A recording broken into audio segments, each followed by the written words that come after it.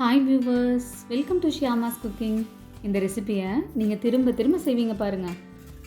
குயிக்காக பார்த்துடலாங்களா? இந்த சேனலை இதான் ஃபஸ்ட் டைம் பார்க்குறீங்கன்னா ப்ளீஸ் சப்ஸ்கிரைப் பண்ணுங்கள். ஒரு பாத்திரத்தில் 2 கப் ரைஸ் எடுத்துக்கலாங்க. எந்த கப்பில் ரைஸ் எடுத்தோமோ அதே சேம் கப்பில் 1/2 கப் பருப்பு எடுத்துக்கலாம். 1/4 கப் முழு உளுந்து எடுத்துக்கலாங்க. இதை நல்லா வாஷ் பண்ணி ஒரு 4 மணி நேரம் ஊற வச்சிடலாம்.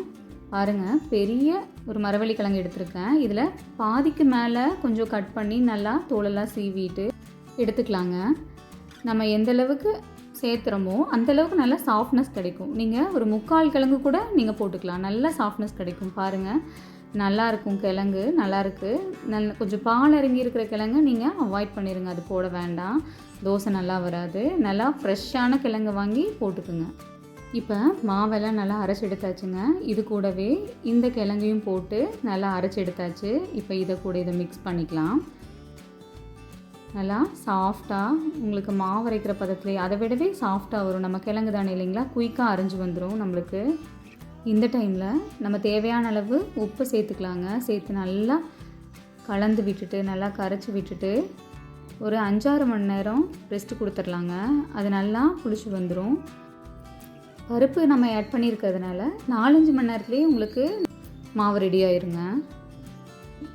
5 hours கழிச்சு மாவு ரெடி ஆயிருச்சு. இப்போ நம்ம இந்த டைமில் ஒரு தாளிப்பு கொடுத்துர்லாங்க மாவுக்கு.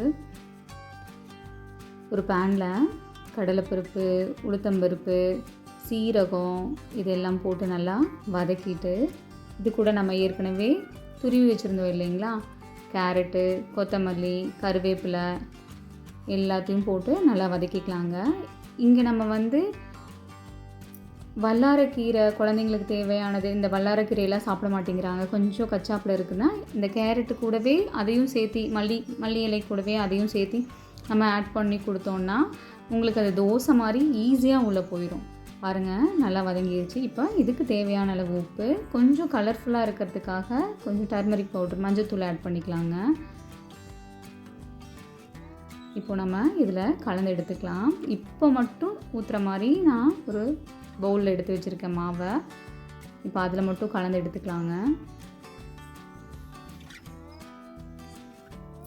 இங்கே கேரட்டுக்கு பதிலாக பீட்ரூட்டு, முருங்கைக்கீரை, அதுக்கப்புறம் இல்லை வேறு ஏதாவது கீரை இதெல்லாம் கூட ஆட் பண்ணிக்கலாங்க.